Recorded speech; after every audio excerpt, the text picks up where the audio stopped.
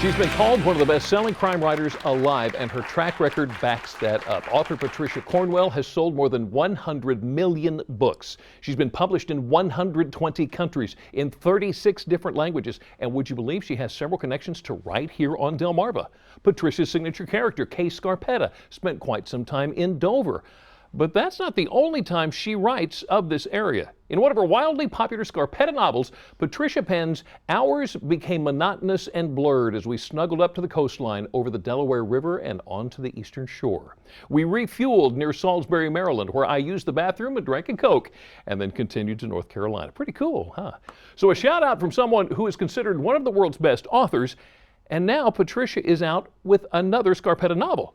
Flesh and Blood. Of the main character in the book, one critic writes, "So real, so compelling, so driven that this reader has to remind herself regularly that she's just a product of an author's imagination." And we are honored to welcome Patricia to Delmarva Life this afternoon. Thank you so much for joining us today. It's my pleasure, but I'm heartbroken. Is she really just in my imagination? Is she real? Well, let me I know ask what you mean. I sit at my desk I always think one of these days, wouldn't that be remarkable if I saw her walk across the room? I think that's what the movie's going to do. I think it's going to, when I finally see it, I think it's going to really freak me out because I've never really seen Scarpetta except in my own head. I was going to say, Dr. Kay Scarpetta, tell us about her. Well, you know, she's born in Miami. She always hovers at around 50. I haven't aged her forever because I had to stop doing that. And she's a forensic pathologist who has a law degree. In fact, a lot of her education was in your area. She went to Georgetown Law. She went to Johns Hopkins. And she is also now a forensic radiologist where she got her training in Dover, Delaware at the Air Force Base there for the, with the Armed Force Medical Examiner. Oh, so wow. she is so she's so rooted in your wonderful part of the world, and she uses this amazing mind of hers and a tremendous will and tenacity and crusading quest for justice to take on the cases that are really hopeless if anybody else tries to solve them. And we go on these big romps with her, like in Flesh and Blood, which deals with a serial sniper and an underwater crime scene at the bottom of the ocean and all kinds of really fun things. Okay, wait, let me ask you this. I got to ask you this first. What made you pick Dover? What made you pick our part of the world on Delmarva here? Well, because at Dover Air Force Base is where they have the military, the Armed Force Medical Examiners have their port mortuary, which has dealt with all of the casualties related to the war.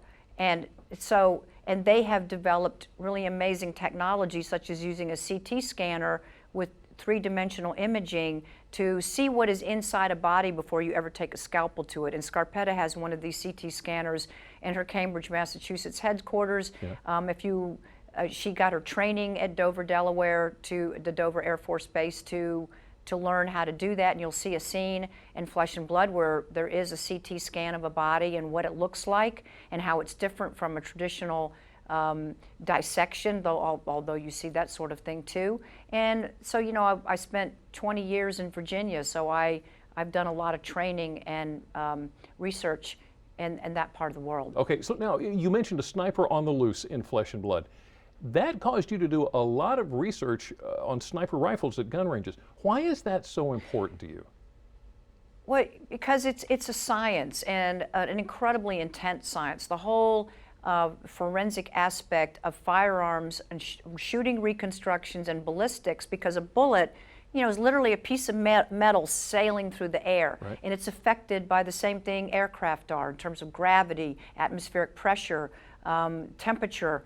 All these things you have to factor in if you're going to try to reconstruct how somebody received a fatal injury, as Scarpetta has to do in the beginning of Flesh and Blood when she arrives at a crime scene but a few minutes away from her own house. And the first thing she notices when she looks at this victim who was shot to death in cold blood while he was getting groceries out of his car is she goes, wow, the trajectory of this gunshot does not seem humanly possible. I don't see how this happened in this area because it doesn't make any sense. The science, the physics don't add up until she goes through very intensive reconstructions out on a very big firing range with a very specific high-tech rifle that most people have never seen before, and then she begins to figure out how this may have happened. And there's other deaths too. It's a serial sniper. You fascinate me on this. I think you have probably already forgotten more than I will ever know. Patricia Cornwell, Flesh and Blood. Now, thank you for joining us today, but I got to ask you, have you already got an idea for something else coming down the pike? I do. I've already started the next Scarpetta, which is going to pick up right where this one left off, and it's going to be another great adventure that people are going to have fun with. Wow, Patricia Cornwell, thank you so much for spending time with us this Thank afternoon. you. The name of the book is Flesh and Blood. Now, if you'd like to read more about Patricia or any of her books for that matter, just go to WBOC.com and click on our picture at the top of the page. All right, now let's talk TV. A little bit later on, we visit Battle Creek, the Michigan town on which the new CBS show is based. WBOC's Mike Chesney, who spent some time working there, tells us what life is really like when the cameras aren't rolling. But up next, a lot of us complain to a company when things didn't quite go our way. You're going to find out how to effectively have your voice heard so you can get some results. Delmarva Live will be right back.